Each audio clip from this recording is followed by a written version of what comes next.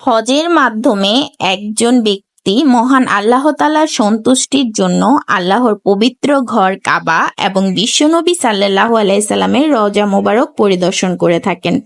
হজ একটি জীবন পরিবর্তনকারী অভিজ্ঞতা যা একজন মুসলমানকে একটি নতুন মানুষ হিসাবে ফিরে আসতে সাহায্য করে। হজ একটি আধ্যাত্মিক অভিজ্ঞতা যা একজন মুসলমানকে আল্লাহর সাথে তার সম্পর্ক আরো দৃঢ় করতে সাহায্য করে।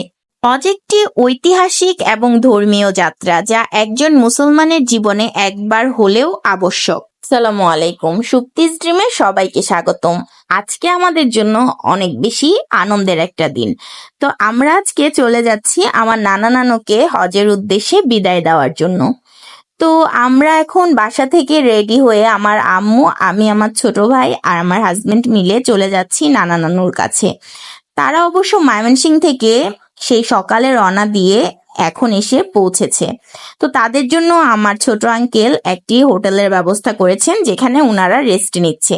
যেহেতু আমাদের বাসা হজ ক্যাম্প থেকে একটু দূরে, যার কারণে তারা আমাদের বাসায় কষ্ট করে আসেননি।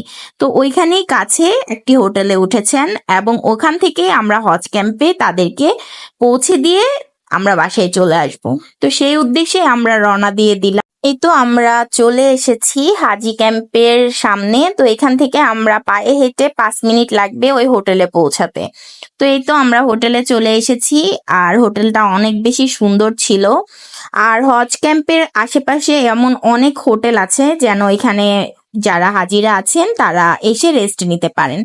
তো এই তো আমরা হোটেলের ভেতর ঢুকে আমার নানা নানুর লাগেজ গুলো দেখে নিচ্ছিলাম যে তারা কি কি নিয়েছে, ঠিকঠাক ভাবে নিল কিনা। তো আমার হাজবেন্ড সবকিছু তাদেরকে গুছিয়ে দিচ্ছিল। তো এই তো এখানে আমার নানুর ছোট ভাই এসেছেন, আমার মামা, আম্মু, আমরা সবাই মিলে এখানে গল্প করছিলাম আর কিভাবে কি করবেন সবকিছু তাদেরকে বুঝিয়ে বলছিলাম। তো এই তো আমি এদিকে আমার নানুর ব্যাগটা আরো ভালো করে গুছিয়ে দিচ্ছি, কি কি নিল সবকিছু সুন্দরভাবে দেখে বুঝে দিচ্ছি যে কোথায় কি রাখা হয়েছে। তো লিস্ট হিসাবে যা যা নিতে বলেছেন সবকিছুই ওনারা নিয়েছেন। আসলে আমার কাছে এই অভিজ্ঞতা এই প্রথম, কারণ আমি কখনোই একজন হাজির ব্যাগ কিভাবে গুছানো হয় বা কি করতে হয় এগুলো সামনে থেকে দেখিনি। আমার হাজবেন্ড আর আমার শ্বশুর অনেকবার উমরা করেছেন, বাট ওইরকম ভাবে আমার কোনো কিছুই গুছিয়ে দেওয়া হয়নি বা করা হয়নি। তো এবার আমি আমার নানা নানুর এগুলোকে দেখছিলাম আর আমার কাছে বেশ ভালো লাগছিল। তো এই তো এদিকে আম্মু বাসা থেকে নানা নানুর জন্য রান্না করে নিয়ে এসেছেন। তো তাদেরকে খাওয়া দাওয়া করিয়ে এবার আমরা হজ ক্যাম্পের উদ্দেশ্যে বাসা থেকে বের হয়ে গেলাম। বাসা না, হোটেল থেকে বের হয়ে গেলাম। তো এই তো রিক্সার জন্য অপেক্ষা করছি। একদিক থেকে আমাদের তো অনেক বেশি আনন্দ হচ্ছে, খুশি লাগছে, আরেক দিক দিয়ে খারাপও লাগছে। যেহেতু ওনারা আগে কখনোই দেশের বাহিরে যাননি, তো তাদের অভিজ্ঞতাটা কেমন হবে সব মিলিয়ে, নানু একটু অসুস্থ, তো উনি কি ঠিকঠাক ভাবে ওখানে যেতে পারবে, হজ কমপ্লিট করতে পারবে কিনা সবকিছু নিয়ে আমাদের একটা চিন্তা ছিল। আর নানুর পায়ে প্রচন্ড ব্যথা, যার কারণে আমরা এটা নিয়ে বেশি চিন্তিত ছিলাম যে হাঁটতে পারবে কিনা, কি করতে পারবে। যেহেতু যাচ্ছে, আল্লাহ তাআলা ওনাদেরকে সুন্দরভাবে হজ করে আসা তৌফিক দান করুক, রহমত দান করুক, সেই দোয়াই করি। তো এই তো আমরা হাজি ক্যাম্পের চারপাশটা আপনাদের সাথে শেয়ার করছি। আর অনেক হজ যাত্রীরা, হাজি সাহেবরা সবাই চলে এসেছেন এখানে। তো এই তো আমরা যেহেতু হাজি ক্যাম্পের ভেতরে একদম প্রবেশ করতে পারবো না, তো বাহির থেকে নানা নানুকে বিদায় দিয়ে দিচ্ছি। তো এদিকে আমার নানা নানুর মুআল্লিম ওনাদেরকে রিসিভ করলো আর এদিকে আমরা একটু ভিডিও করে নিচ্ছিলাম ওনাদের সাথে।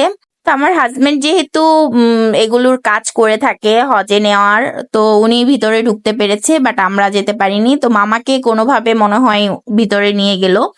তো আমরা বাহিরে অপেক্ষা করছিলাম আর আমাদের কাছে তো বারবারই বলছি অনেক বেশি ভালো লাগছে, কারণ আল্লাহর মেহমান হয়ে নানা নানু যাচ্ছেন হজ করতে। সবার কপালেই তো আর এই ভাগ্যটা হয় না।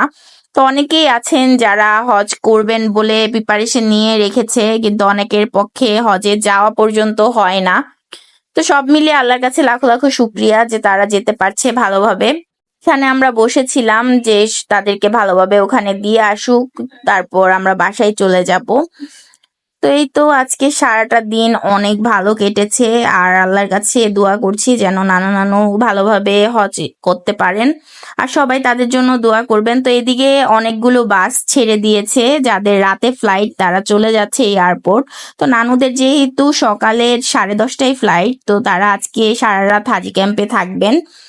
তো এই তো এখন আমরা চলে যাব বাসায়। আর এদিকে আমার হাজবেন্ড হাজি ক্যাম্পের ভেতরটা একটু ভিডিও করে এনেছে, আর ভেতরের পরিবেশটা এতটাই সুন্দর।